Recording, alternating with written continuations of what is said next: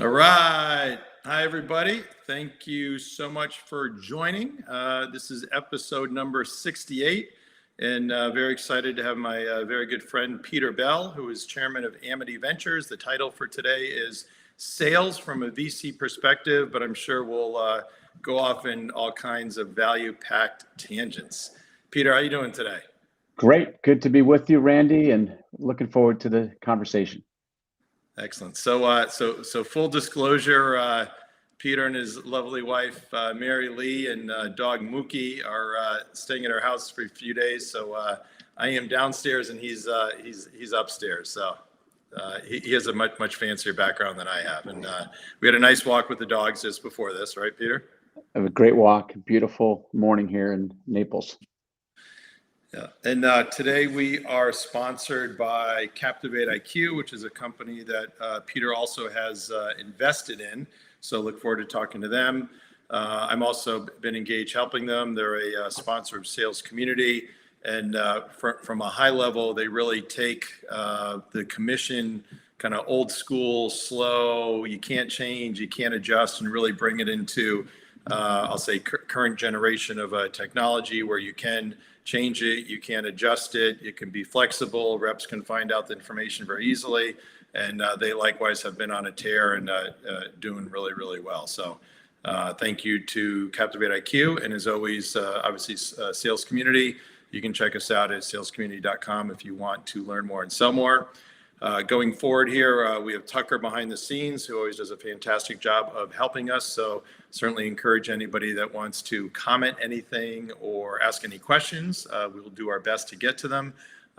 You can see us, we cannot see you, or you may be listening in if not seeing. And this gets posted after the fact, and typically, depending upon probably the timing and the speaker, there's kind of between 1,000 and 13,000 views that happen within the first week or two. So I've known Peter for a lot of years, back since when we both had hair. We first met at BC in the 80s.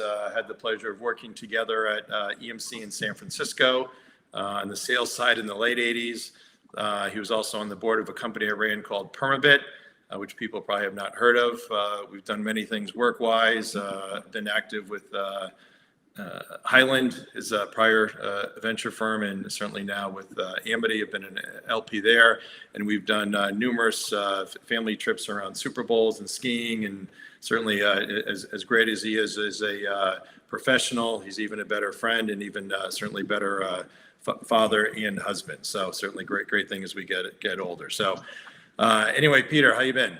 Very good, Randy. It's awesome to be with you, and looking forward to chatting about sales and venture capital and whatever else you and your awesome audience want to chat about. All right, awesome. So when we talk about your background, what folks may not know is you actually started out as an accountant. Yes, I started as an accountant at Price Waterhouse on Federal Street in Boston a long time ago.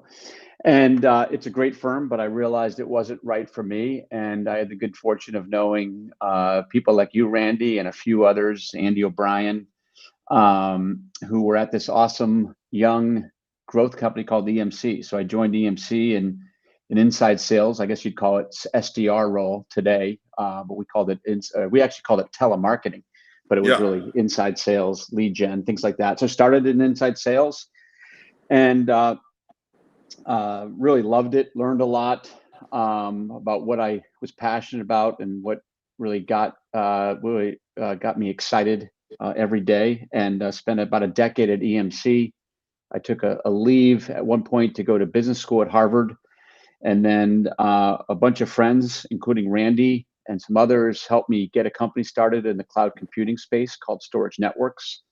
And we had also some great venture backers in Greylock and Sigma and others, and we took that company public, and eventually sold that. And then I was on the faculty at Boston College and MIT. The class I taught at MIT was called Technology Sales and Sales Management. And then I started doing investing full-time around 2005. So the last 17 years or so, I've been investing in early and growth stage technology companies. As Randy mentioned, I was at Highland Capital a terrific firm based in Boston for a long time. And then now I'm at Amity Ventures, where I've been the last 4 years or so, investing in early stage software companies like CaptivateIQ, and we could chat about that. And it's been a blast. Awesome. Great. Fantastic success for sure. So our topic is sales from a VC perspective. So maybe starting off, folks might be interested to know some things that you look for in terms of evaluating a company. And certainly I would think kind of the revenue and growth kind of sales model might be some things top of mind. Yeah, absolutely. I guess, really, because as a VC, the kind of the things we do every day is we look for new opportunities, and then once we invest, we try to be helpful in maximizing the outcome of those opportunities. But when we're looking at a company, one of the things we spend a great deal of time on is really what is the sales model, where's the product market fit, what's the sort of DNA of the sales, or even if it's an early sales team, of the sales team. What's kind of the motion of the business, if you will. So sales, and you might hear different words around, traction or AR growth rates, but all those things are really around, kind of the customer engagement and the productivity, and then building out a map of what that might look like over the next several years. So sales plays a very important role in our evaluation of an opportunity. So certainly there's been lots of successes, and you may or may not want to name names, but if you think of companies that you might have either looked at or invested in that kind of was high in all those different categories and did not work out, and any that you've seen like that, and kind of why did that happen? Yeah, sure. And we definitely have misses. I think, and often we're investing very early in the first institutional round. And that's kind of when we invested in, say, CaptivateIQ. So we're coming in very early. And in some cases, it may be even pre-launch. So I think that when we miss, the miss is usually that the market, that we're too early to the market. So getting that timing right is very important and critical to success. I always think of, I have this kind of, it's a little corny, but I have this 5 M's I look at when I'm evaluating any company. And those 5 M's are market, management, model, momentum, and magic. And if we get all 5 things right, we're going to have a gigantic success. But really, when we talk about, and the third one I mentioned is the model, is what is the business model? Like, what does it cost to acquire a customer? What's that lifetime value of the customer? And then the momentum is sort of, how do you measure that? And what's sort of the month early traction, and is it going in the right direction? So those are all things we spend time on. But the fifth one I mentioned, the magic, and that's really around sort of the culture of the company, what's really special about the people, a lot of things that are often more qualitative. The other ones are fairly quantitative. But the magic, and if you think about the companies that many of you work for, that you're thriving in, there's something magic happening in those companies, and we try to figure that out pretty early in the company's history.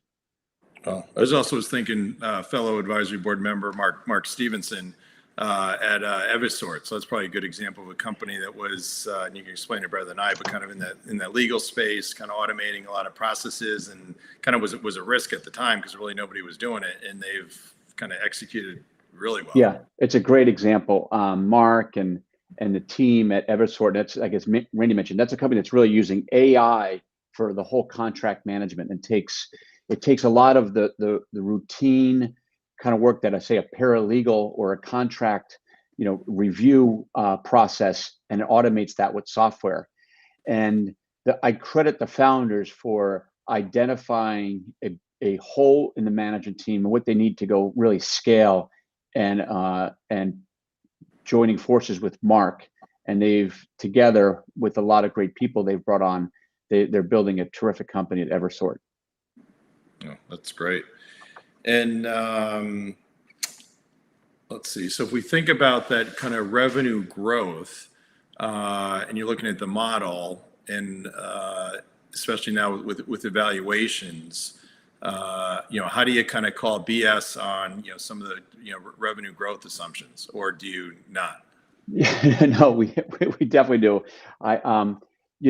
It's always interesting. I always think about the two things when I'm really making that final, because an investor, it's fairly binary. In other words, unlike a public investor, if you buy a stock today and you can change your mind and sell it tomorrow.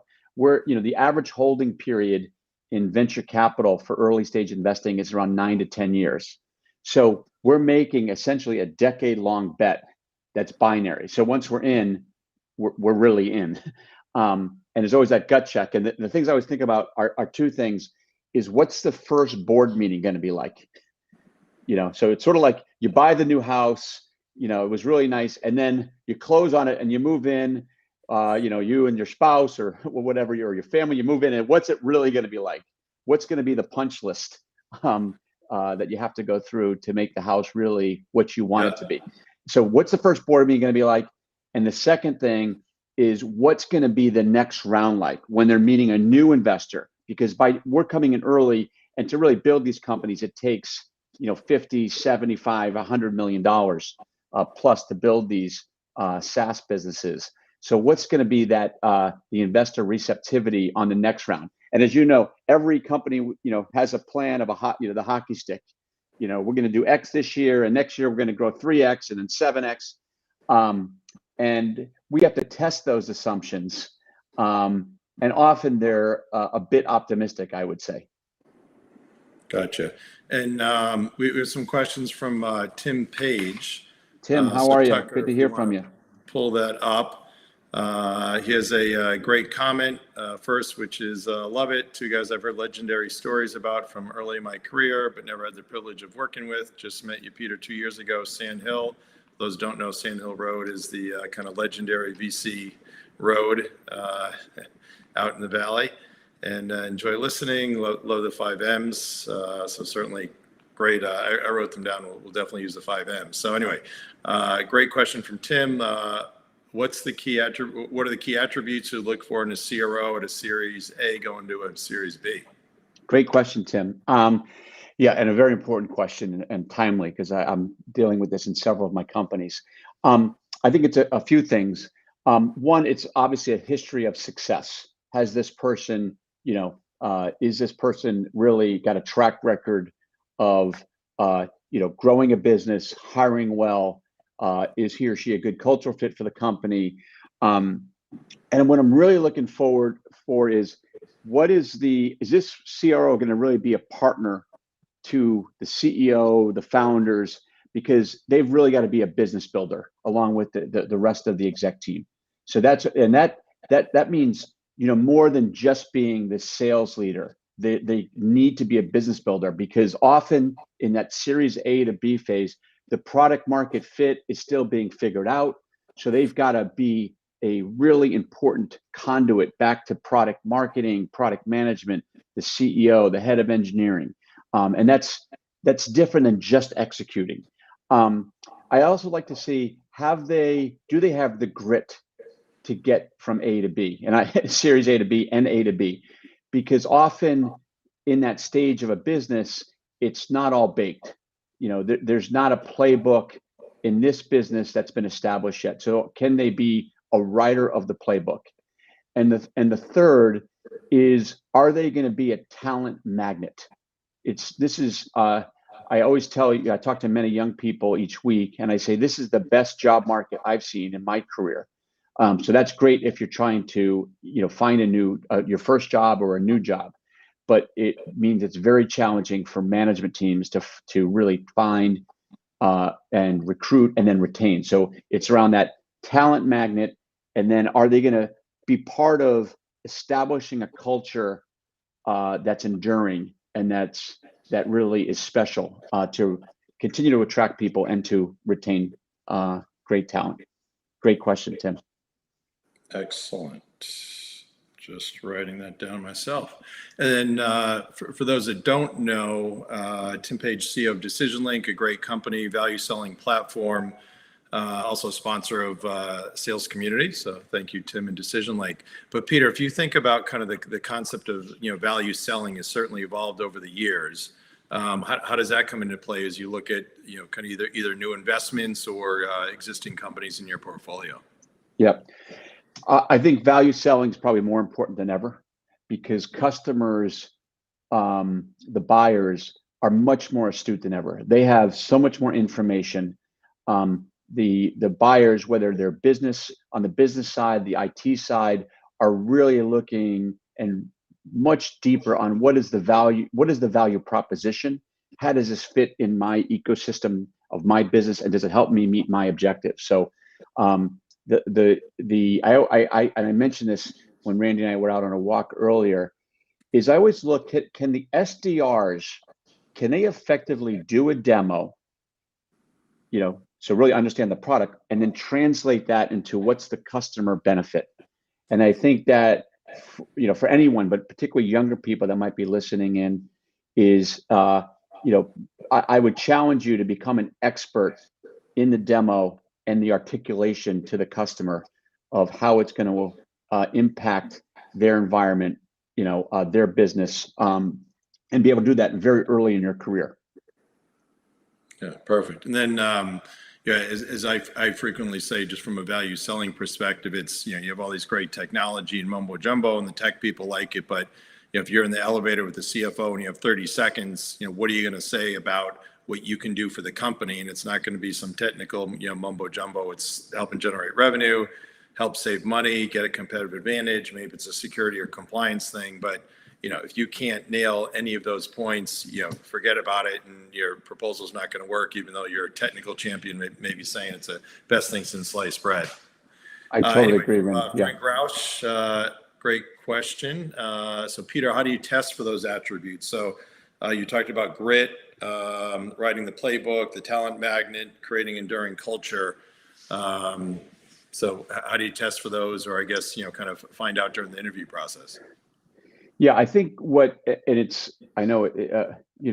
most things, I find most things they're simple to articulate, but people don't do them because it takes some work. And the work where I think people miss on testing those attributes, to Frank's question, is around the reference checks.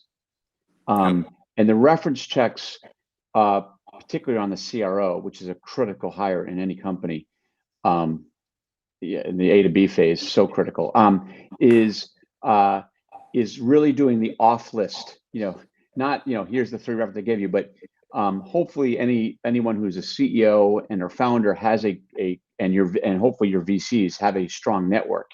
So it's really easy to check people out and to really ask the important questions. And people get hired often for skills and expertise, and they get fired or quit for fit. So it's a combination of, do they have all the requisite skills, but probably more importantly, because you can figure that out in the interview, and you can even figure that out on someone's LinkedIn bio, but then really figuring out the cultural fit. And I go back to Randy mentioning like Mark Stevenson and Eversort, and I credit both sides, both Jerry, the CEO, for asking the right questions and his due diligence, and also Mark doing his, because it's both for the buyer, if you will, and the seller, and testing those attributes and then doing their work to make sure that there's proper alignment.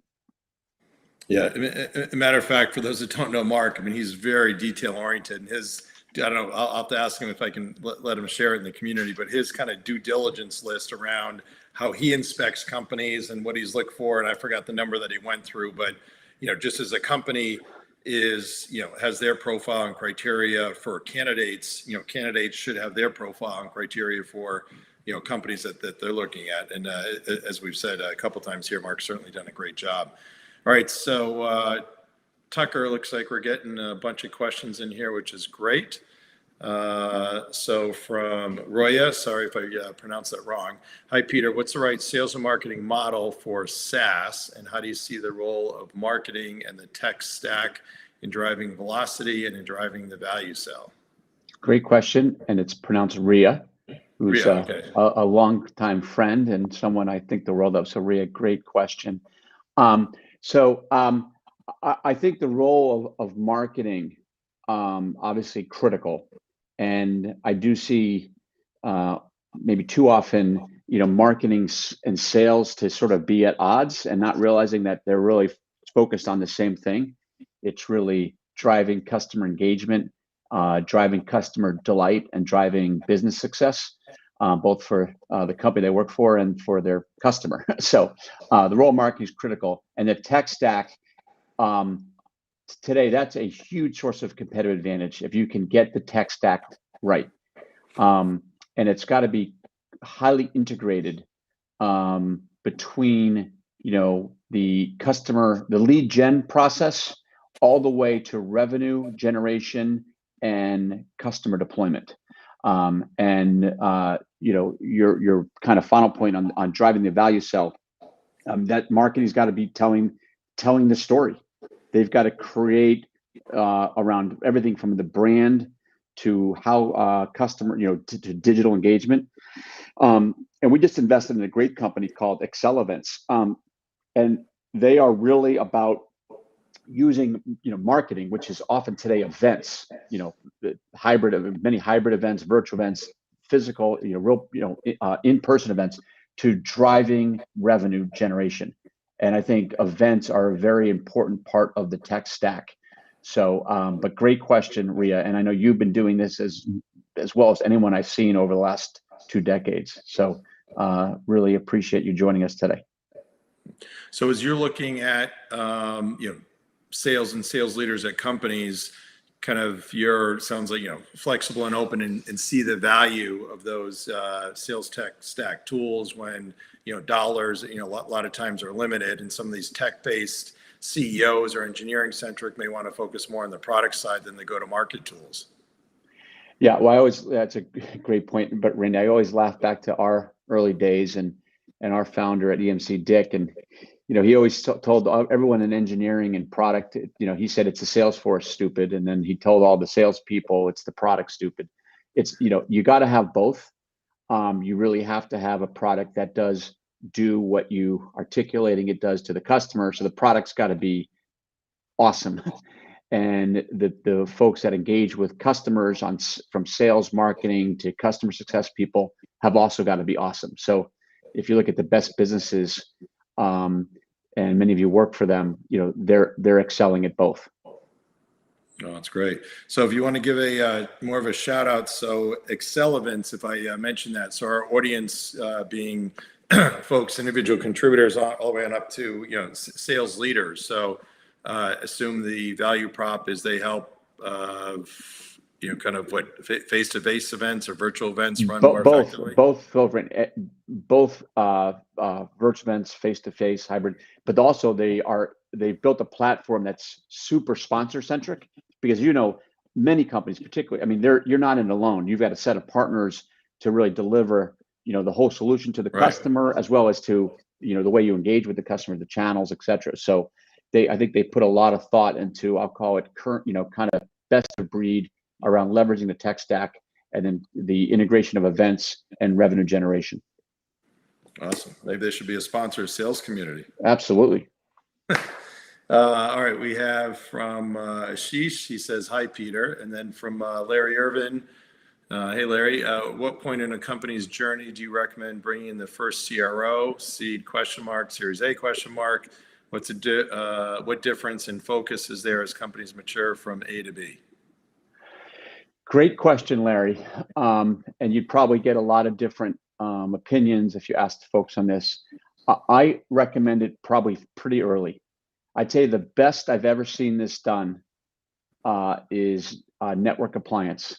I think Tom Mendoza joined when it was 6 people, and Tom, for many, is a legend, not only in the world of technology, but in the world of giving back, and someone who really helped me in my career. But I think it's sort of like if you're starting a football team, you have to have a coach, pretty early. Otherwise, you're not going to really drive excellence. So I think often that the CRO initially is played by the founder or the CEO, in some cases, the same person. But eventually you need a world-class leader. And my experience that companies who wait too long, maybe post the Series B, the CRO comes in and then he or she needs to kind of reinvent it. And what that means is sort of rehiring, rejiggering the compensation plan, figuring out a new tech stack. So I would recommend sooner rather than later. I know that's a tall ask because a world-class CRO is probably gainfully employed somewhere else, but it's going to help you do it right the first time, and it's going to help drive a much easier path as companies raise more capital, which I guess we can talk about a little bit down the road in this conversation. But great question, Larry. Yeah, so you're basically saying having somebody that's maybe overqualified for the job early on come on kind of as a player coach, knowing that the person can kind of lead and scale the organization up. Absolutely. Yeah, I find I talked to, like you, some of these earlier stage CEOs. They say, well, I want somebody who's a strong rep or maybe first time manager. I'm like, no, like you're spending all, you have all this money. You can't mess up on your these things you talked about before, your sales model, your value prop, your culture, and all that. So thanks, great question, Larry. And let's see, Frank says, thanks, Peter, great advice. Tucker, maybe pull up Sean. So Sean Green, thank you. Peter, my wife, Kate Green, took over for Seth's business unit, Grubhub. I know you got behind Seth, I can't say his last name, founder and CEO of Level Up. In the early days, we met a couple of years ago through Mark Roberge. Mark Roberge, great guy for sure. I do have a question when it comes to a CRO. Okay, we just need that question. He says, yeah, do you believe all these teams should fall under a revenue leader, sales, customer service, okay. channel, marketing? Gotcha. Thanks. Hi, Sean, great to hear from you. Yeah, and just for a little context, and I'll get to your question. So Seth Pribach was I had the good fortune of meeting Seth when he was 19. He was just starting his sophomore year at Princeton, and decided to back him. He decided to drop out of Princeton and built a great business at Level Up, which really became the leader in the whole order ahead, where you sort of order before you arrive at a place. And then Grubhub acquired the company a couple of years ago, and Seth really ran all the enterprise sales post acquisition. And congrats to Kate on taking that over. It's still in the early innings. So anyway, but I do I don't have so I'm not a stickler to your question of everything fall under one person. Having said that, I do believe in accountability. And if the CRO doesn't have, say, the channel organization, what I always think of as a board member or a CEO, if I'm Tim Page as CEO, and Tim, is planning the quarter and planning the year and planning revenue growth and articulating to the board what they're going to do, and then doesn't have someone on his team accountable, it seems kind of unwieldy. So I would say I've seen other models work where it's multiple, I guess, execs running different parts of the revenue stack, if you will. But I guess I do have a preference from an accountability, much the same thing I have in product management and engineering. I think it leads to better results. I also think it's a much more streamlined way for a CEO to manage his or her organization. Perfect. And then, typically it's probably more textbook. The channel, I'd say, almost always falls under sales for sure. And then marketing, that seems to be, one that's been debated a lot. I think if they're not together and they're separate, certainly you have to make sure that, I'll say, sales, signs off on kind of the marketing, budget, for lack of better words, right? Because traditionally there's a lot of, I don't want to say loosey-goosey, but kind of some of these measurements, with the MQLs and the branding and all that, and you have a sales leader who's sitting there saying, geez, I'm just trying to make the number. So it's certainly balanced, but especially all functions have to work well together. But sales and marketing function, if they're not reporting. They got to be completely joined at the hip, right? Totally agree, Randy. Very well said. All right. So Robert Ocho, who actually works at Apple, I believe, says great session, Randy. Thank you. All right. And from Tim Page, we have thank you. I know a lot of old lazy sales leaders. Hopefully you're not talking about any of us, Tim, or ones that rode the ride and think they created it. But it's hard, and that was helpful. Playbook, hard work, culture, hiring grit, blah, blah, blah. Wow. Good news, Tim. Looks like Decision Link's announcing a killer CRO today that saw and helped the show with Dave and Frank at DD. And now up to him to run the show now.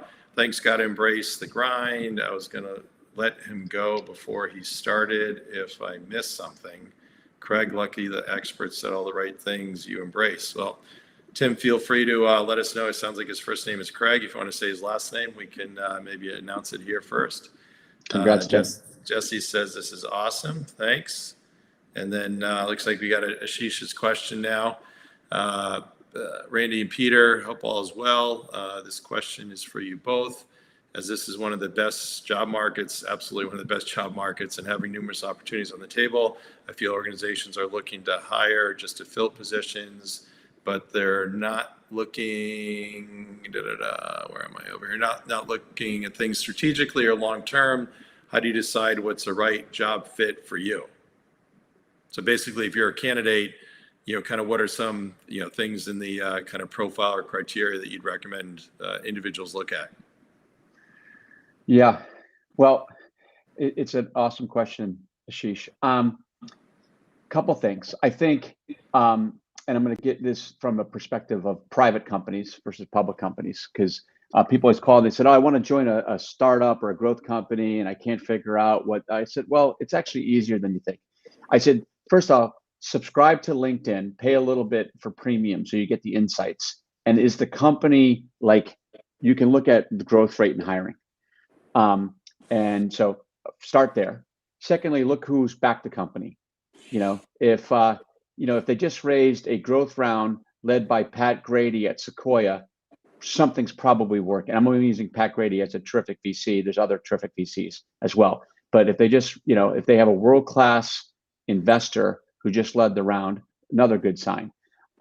Third is call the other people in the sales org, because salespeople like to chat and see how they're doing. Are they making the number? Is the product awesome? Are they hitting their, what kind of commissions are they making? And then fourth, and I think hope, good news is maybe we're coming out of the COVID, pandemic, but is go spend time, and I'm not talking on Zoom, and I don't care if it's go visit the office or if they don't have an office because it's a remote first company, go take a walk with whoever's going to be your boss. If that's the CRO, if that's the CEO, if that's the regional manager, go take a walk and get to know that person, or have lunch, or whatever you want to do. But we do the same thing when we've invested a lot through COVID, but we have at a minimum, before we've closed any financing, we've gone on a walk with the CEO or the founders, and it's a great way to learn in a much more candid and kind of casual way around what's the person or the group of people really like. Because cultural, I mentioned this earlier, that getting that cultural fit or figuring out that cultural fit is so critical for both sides. Gotcha. And going for a walk without any notes, you truly figure out really how authentic somebody is, right? And how they really wired. Absolutely.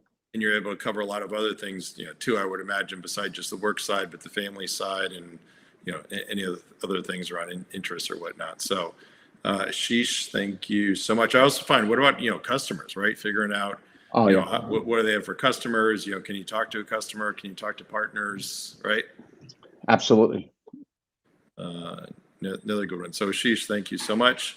So from Jesse, Peter, what's your take on the valuations that have declined with companies like GitLab and HashiCorp on the public markets? Will companies have to invest better in their go-to-market strategy? Well, good question, Jess. Yeah, obviously very topical question. for all of us, whether we're operating companies, investing in the public markets, private markets. Valuations in the public markets have been hammered over the past few months, and there's obviously with a lot going on, particularly around the crisis in Ukraine, and so it's a very concerning time from a valuation standpoint, and there's a little bit of a lag between what happens in the public markets and the private markets, but essentially the comparables are still declining, and so I think it is a great time for companies to figure out what's really going to drive long-term value, and the go-to-market piece is obviously front and center. So, but I think there'll be significant investment. So I think that the good news is all these companies like a GitLab and Hashi and many private companies have terrific balance sheets. And I think that the things to spend that on and invest is obviously product development and customer engagement and customer success, the whole go-to-market strategy. So I think you'll see the importance of the tech stack around go-to-market become, it's a significant opportunity both for all of us and as we operate our businesses, but I think it's a terrific opportunity from an investment standpoint as well. Yeah, for sure. So how do you look at, you talked about your 5 M's, right? So that means that you like the company, but then, on the other side, kind of what's any kind of magic around kind of the valuations? Because there are so many that are, way overinflated these days. Yeah, well, the valuation for venture investors, particularly early stage, where I spend most of my time, is a very difficult one, because going back to what I said, we have a 9 or 10 year holding period. So what happens in the short term doesn't really matter. I mean, it matters because of sentiment. If the whole public market is crashing and a company comes in and they want to command a high premium on a private company valuation, you might get a little squeamish because of the public markets, but it doesn't really matter because I can't predict in 9 years where the public market is going to be. So that's why the kind of the 5 M's are actually quite critical, because I'm trying to figure out, can we make, a 10 or 20x on this investment over the long haul? So I don't worry that much around the kind of short term. So we've been investing through this cycle. We've had a very busy last few quarters, despite the turbulence in the public markets. Oh, great. All right. Let's see, Tucker, what do we have here I like Janet's question, Janet Johnson's question. You do? Okay, we'll get to that after Michael's here. So besides the CRO, what is the next C-suite role that's critical for Series A to B companies? #Go Eagles. Hey, Michael, go Eagles. Big win last night, right? Huge win. Over Huge Pitt. win over Pitt. Very optimistic about Coach Grant, the new Hogue practice facility, and I'm really optimistic for football this fall, Michael. But on your question, well, every C-suite hire is critical. I'd say we talked about the CRO role. I think the other is, people call it different things, but the head of product, absolutely critical. And if I think of companies that have really done a good job around nailing the CRO role and the head of product role fairly early in the company's journey, they've led to great businesses, great investments. So that would be the role that I would say is extremely critical in addition to the CRO role. Perfect. Yeah, they're all important, and more and more on this sales side, this whole kind of rev ops function. It's probably not a separate reporting function into the CRO, but into the CEO, but certainly as a kind of next level down, real vital these days. All right, so Tucker, maybe pull up Janet's. Randy and Peter, big fan of your show, watching it every week. Thank you, Janet. Always love that. What could be done to get more women leadership roles in sales positions like a CRO? My perspective is, I think, you have a pool, whether it's whatever, female diversity, any category. And I think it's actually more important to kind of go back into the, university ranks or trade schools and say, hey, here's a great profession that you can go get into. And you really got to kind of fill the funnel, that way. Is something I think we all need to do, kind of different, better with. And there's, it's amazing at the university level. There's Alabama, Florida State, but there's, kind of not really that many schools that actually have sales programs, which is crazy. So my perspective is that's one thing, Janet. And I'll let Peter maybe take the I agree with Randy's point. I mean, you got to start with the foundations, and the foundations often start in schools, but so I'm totally agree with Randy. I think in addition, Janet, is and our dogs are barking in the background. That's your dog, Mookie. That's my dog. Sorry, Mookie. So I really think and this I think applies to I'm looking in the mirror on this one, is more mentorship around encouraging young women or others who have not traditionally thought of this as a great profession to join it. And then the company cultures need to embrace what makes it attractive to join a company and then stay. So all the things around parental leave, and because in a sales role where you're sort of got to make your quota every quarter, well, hey, if someone decides to be a mom and needs to take time off, or dad needs to take time off, the company has to embrace and systematically a way to keep that talent and let someone continue to earn a living while taking the responsibility of being a parent first and foremost. So I think there's a lot of things, so mentorship, parental leave, policies and programs, and then reaching back to Randy's point to the universities to make sales a taught, just like you would teach marketing or teach finance or teach organizational behavior or teach history, should be part of a curriculum at any undergraduate and graduate business school. You might be on mute, Randy. Sorry. Now Mookie's, his dog's scratching at my door. Can't make that up. That's all right. It's all good for sure. All right. So from Jim Stevens, hi Peter. Been a while since virtual computer, and great to see you. Are there any sectors in the IT market where you're putting more focus? Security management, hybrid cloud, AI data, containers, etc.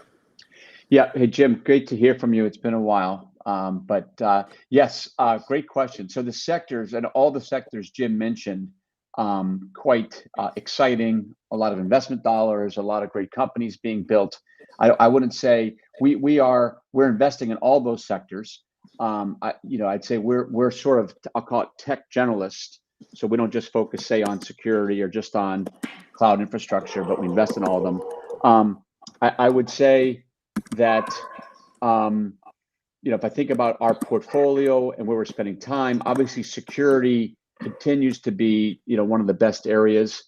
And I think every executive board member, CISO, CIO, is got front and center, is security, everything happening in the world. So I don't think there's one area. I'd say another area, in addition to what you mentioned, Jim, is the whole area of the digital transformation. And I know there's a lot of buzzword, that's two buzzwords, I guess, but essentially every large organization, I would say a priority for their CEOs and their boards is essentially making the entire company digital. And the amount of investment dollars going into that is really robust. And I think if I was, if I was looking as a salesperson or investor, where's the kind of exciting, next 10 years, I'd say, working for companies that are helping with digital transformation is an incredibly important sector. And the whole AI and machine learning and all the other elements that you mentioned are a key component of that. Great. And just I'll give a shout out for let's put it here the right way. Our the book Go To Sales Advisor. You and several other advisory board members have some great snippets. You have three. One of them is hiring practices for the salesperson. Another one is performance management for leadership. And another one is sell yourself, sell your company, and sell your product. So maybe if you want to, and we probably got to shorten up our answers here so we can get some other questions, but maybe just highlight some of the main points from sell yourself, sell your company, and then sell your product. Yeah, I love that. And we that was early on, but I couldn't agree more, I think. And I don't see enough of that. I think people miss that, and you can do it quickly, meaning you can quickly, establish that rapport around selling yourself. I always tell people, I'm probably dating myself. I said, did you drink the Kool-Aid in your company? Like, do you love your company? Do you love the product? Do you believe in the value prop? Can you articulate it? So that's sort of a combination of yourself and your company. And then going back to what I said earlier around the demo, and then translating that to what does it mean for the customer. So I think those are three basics, but they're the building blocks of a successful sales force and a successful career. Perfect. And Tucker posted the link for the book, which is salescommunity.com/book. And we also have a free weekly newsletter. So we'll get that posted in there as well. So it looks like Tim is coming clean and saying, I guess it is Craig Pratt, who must be the new CRO. So Tim, look forward to meeting Craig for sure.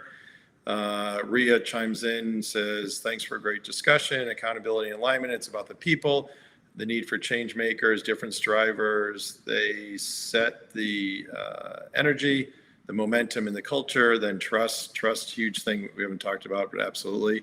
Execute, speed, and trust. So we have Janet. Ashish basically says, thank you. Always love to meet with people in person and learn about them. Appreciate your advice.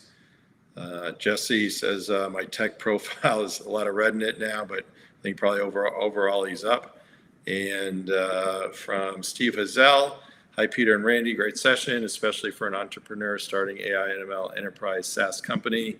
AI for Credit Inc. Can you talk about ways to approach enterprise sales? And Peter, maybe we can give kind of maybe 30 or 45-second snippets here so we can bang through a bunch of these. Yeah, great question, Steve. On the new ways to approach enterprise sales, and I know a little about kind of your new venture. I would say it's get that first customer successful. Because I still think, and I don't know if it's maybe not a new approach, but it's around, can you articulate to the second customer what you did for the first customer? So a lot of that is basics. And I always think of sort of what is the wedge into the customer? Because customers are busy. So I think doing your homework, again, if I'm the salesperson in a startup, is doing your homework and understanding where my product is really going to deliver value. And it might be a minimal set of uses. So I have to really understand the customer's environment, the customer's pain point. And I think there's a lot of tools in the tech stack that allow me today to much more refine and identify my early target list of prospects. Great. Thanks for the question, Steve. And from Frank Roush, we have, can you talk about the profile of Peter McKay and Sneak? What is the magic? Peter also advisory board member and contributed to the book, but great leader, great company. Yeah, absolutely. And we're fortunate to be investors in Sneak. Sneak, going back to my 5 M's, that nails all 5 boxes, and maybe as good as I've ever seen it. But what Peter is a terrific leader. He's a similar to my career, accountant, sales, and then been a CEO, I think at 5 different companies. I've backed him multiple times, but really a very customer centric, built a enduring winning culture that's super attractive for great technical and sales talent, a business model that is second to none, because they've built an incredible community of developers, and they have a developer first mindset. And then an incredible sales model, because if you look at the cost to acquire and the lifetime value, the unit economics are terrific. And I happened to, before we invested, I sat with Peter and Guy, the founder, at RSA pre-COVID in San Francisco with 20 customers. And the customers loved the product, the company, and they loved Guy and Peter. So, sell yourself, sell your company, sell your product, all that. And that's sort of all the magic. So incredible leader, but really an incredible culture and an awesome community of developers that are really part of the whole company ecosystem. Absolutely. And Jacob's in violent agreement. Jacob said Sneak's a special company, great product and team. Absolutely. And what was the last round valuation? What was it? About $4 billion. Amazing. And Adam Miller from BC, time for another win this afternoon. Amen. Anybody wants to contribute to BC Sports, look up Adam Miller. Thanks for all you do, Adam, for sure. And from Eric, we have, how can Web 2 companies retain talent with lots of people going to work for Web 3 companies and DAOs? Yeah, sure. Great question, Eric. Yeah, I mean, we're spending a lot of time around DAOs. We've hired someone dedicated to that space, Kieran. So we're that's super exciting, and it's always, it's sort of like, I'm looking at my career the last 20 years. There's always the new thing, the new sectors, kind of when people were at the old school companies and going to internet companies, e-commerce companies, cloud companies. So, so I think that Web 2 companies need to essentially think about, what could disrupt them, and clearly what's happening around the whole Web 3 technology and business models is very disruptive. So are there things they can embrace? Are they going to get lost, as Web 3 emerges? But at the same time, as many times the pioneers get shot. So there'll be a lot of early carnage in the whole DAO and Web 3 space. So, but I think it goes back to some basic things around the culture, around the performance of the business, around our people. Do they love where they work? Is it a place that gives, that is an energy giver or is an energy sucker? So a bunch of different things, both kind of hard and soft, are going to be critical to retaining talent. Perfect. And for those that don't know, what's DAO? Well, DAO is really part of this whole, Randy, like you're seeing with NFTs, you're seeing with the whole kind of the blockchain, crypto.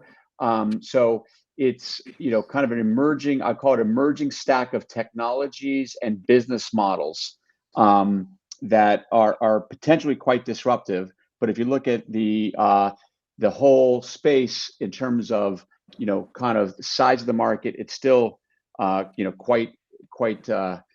still quite in its infancy. So DAO stand for decentralized autonomous organization. And you could run you could probably run a whole sales community session, and I'd be happy to get you the right people to discuss it. I'm sure it'd be very interesting. Well, perfect. Thank you. And then Ken Growy says, love the advice for more diversity within the CRO ranks, hashtag International Women's Week.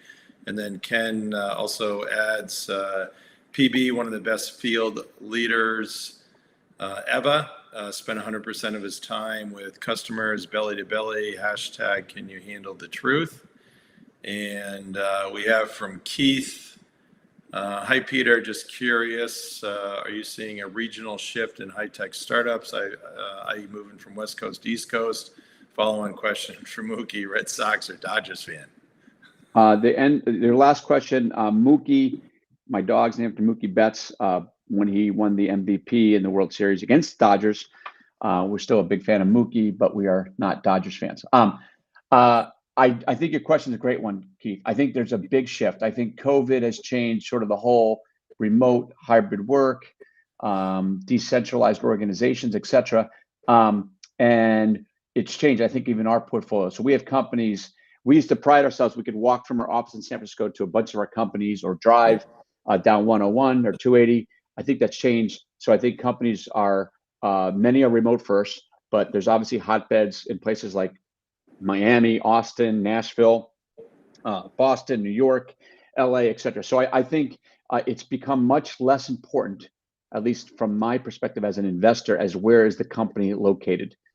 There was maybe a West Coast bias. I think that has changed dramatically, which I think is positive. It gives people who maybe had no interest in moving to the West Coast to work for a Silicon Valley company. I think to me, Silicon Valley now is much more of a mindset than a location, and I think that's super positive. So for all the young people who might have no interest in moving to California, I still think you can join those kind of Silicon Valley mindset companies wherever you're located. Perfect. And I just want to give CaptivateIQ kind of some more air cover here. So why don't you maybe tell us a little bit more about CaptivateIQ, and might be interesting talking about the process in terms of how you found them and kind of the 5 M's and all that. Yeah. With CaptivateIQ, we've been and really the company provides software to automate sales commissions. So we met the company, my partner Pat Yang, he went to Cal. He's very involved in the Cal alumni community, much like many of us are involved in various alma maters. And I've always found that's a great source of investment opportunities, people, ideas, etc. And so Pat met the founders who all went to Cal. Through that network, they came to us. They explained very clearly the market they were going after, the customer pain point, and we saw it very similar to Carta, where we're also investors, is sort of take this idea of, like in Carta's case, cap tables, and kind of automate that. And same thing with sales commissions. And I couldn't believe that many companies, even sizable companies, were still using sort of Excel spreadsheets for sales commissions. And these guys live the problem because they were at a previous company running sales operations. So they actually live the problem. So in terms of like kind of articulating the value prop, articulating the size of the market, and then kind of the how much the customers are willing to spend to solve the problem, and then the early momentum they had around some very early kind of alpha or beta users. All 4 boxes were checked, the first 4, and it was a team of 3 founders who were just absolutely awesome. And I thought they would be very attractive in terms of being able to bring in great talent. And they've done just that. So we've been fortunate to be involved since the early days. And we think it's a company that has tremendous long-term prospects.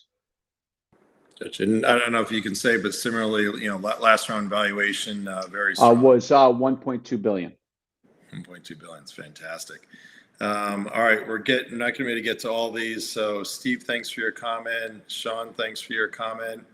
Eric agrees on the DAO session. And big question, Eric. How many steps did the dog walk this morning? It was so much that Mookie had to sit down a little bit. I think my dog Ryder kind of outpaced him. 7,710, Eric. There you go. All right. So let's do one of the last questions here. We got Ernie. I like Ernie's question. Hey, Ernie. All right.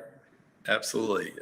Peter, long time. Do you see the remote first work practice impacting culture and increasing challenges in building a strong culture? Great question. And I reflect to my early days at EMC and Ernie, just the fondness of working with great people like Ernie. So, and maybe I'm dating myself a bit, but I do think that's going to be a big challenge. So many of my friends and colleagues were people I worked with in the same office. What I see now is really investing, if you're going to be remote, is investing not only in the tools to make you productive day to day, but investing in bringing the teams together. Much like back to our early days at EMC, we had the quarterly meeting, and that was such an important part of the culture we built. So, and I'm not talking about just boondoggles. I'm talking about getting together, talking about business, product, recruiting, etc., but doing it in a very systematic. And I think if companies look at their budgets and they say, okay, we're not going to have all these expensive leases, you can actually spend money that really pays off in terms of bringing people together on a regular basis for that face-to-face and kind of cultural building stuff. Perfect. Awesome. All right. Well, we are at time here. So thanks everybody for asking great questions. Sorry we didn't get to all of them, but thanks for your feedback here. Great session. Some of the other comments. Peter, you've been fantastic. You exceeded my already high expectations. Thank you, Randy. Well, I appreciate you asking me to join, and it was a blast. Thank you. All right. And for Amity Ventures, kind of anything there, if there's kind of top talent looking to get into some of your companies, or any of you are looking to join a great company, happy to chat at specifics and help you find the right one in our portfolio. And if any of you are thinking of starting a company, or starting companies, we'd love to chat with you. So thank you, Randy, for giving me the short commercial. Absolutely. And CJ and Pat and others on the team are also fantastic for sure. So next week, we're up to episode number 69. We are honored to have Mark Cosaglow, who's a sales leader at Outreach, and I'm sure that'll be a fantastic session as well. And believe it or not, the session will also be sponsored by Outreach. So all right. Well, everybody have a great week. Feel free to pass this along. Tucker posts this in LinkedIn Live and YouTube and a whole bunch of other social mediums. So pass it along. If you want to learn more and sell more, check out Sales Community. If you want a great book, check out salescommunity.com/book. And if nothing else, our free newsletter brings high value and it's free. So, all right. Have a great rest of week, everybody. And Peter, we'll see you shortly. Take care, Randy.